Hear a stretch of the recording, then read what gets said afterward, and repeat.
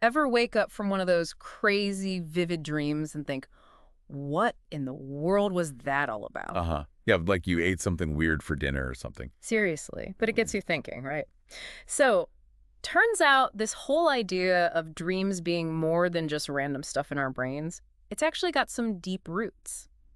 I was reading this book, The Power of Your Dreams by Stephanie Ike Okafor, Oh, yeah, I know Okafor. and she takes this fascinating look at it from a Christian perspective. And she really hits on something. I Hmm. mean, dreams are like woven into the fabric of the Bible. We're not talking New Agey stuff here. This goes way back, Old Testament even. No kidding. Yeah, it's like this ancient tradition of seeing dreams as one of the ways God communicates. That's wild. And Okafor, she doesn't beat around the bush. She straight up says God still talks to us through dreams, just like he did with Joseph, Daniel. Oh, yeah, all the greats. Even Joseph in the Nativity.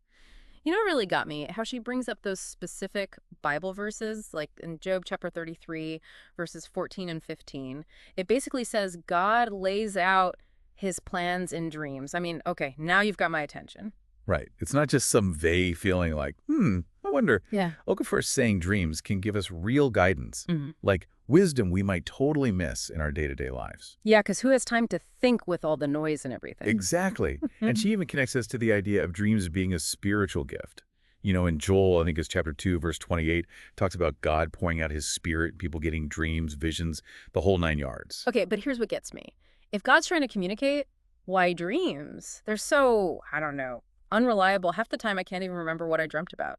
That's funny you mention that because Okafor tackles that head on. No way, really. She says it's all about what makes sleep special. When we're snoozing, our minds are less jumbled, more open.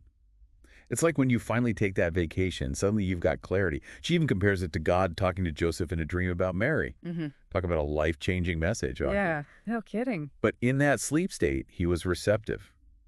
Okafor makes it sound like a strategic move by God, you know? Whoa, whoa, strategic.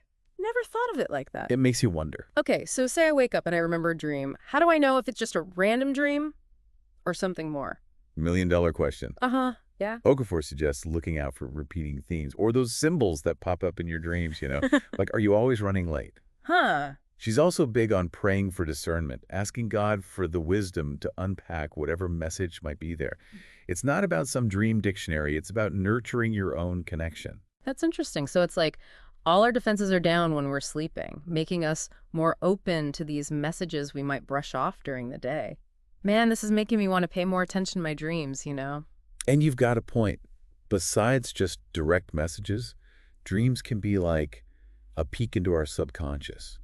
They can show us hidden fears, what we're really longing for, even creative potential. Really? Think of it as another way to understand yourself better. Like, why am I dreaming about failing a test when it's been years since I've even been in school? Huh. There's a reason for that. That's crazy. Okafor's totally convinced me that there's something to this whole thing. Dreams aren't just random. There's real meaning we can unlock. It's like a whole other language we have to learn. I like that. And hey, who knows? Maybe the answers to some of our problems, big or small, are hidden in our dreams. Maybe. Well, I think it's time to dig out that old dream journal. Thanks for joining me on this deep dive. It's been eye-opening. Absolutely. Always a pleasure. Let me know what you dream up. Haha, I will.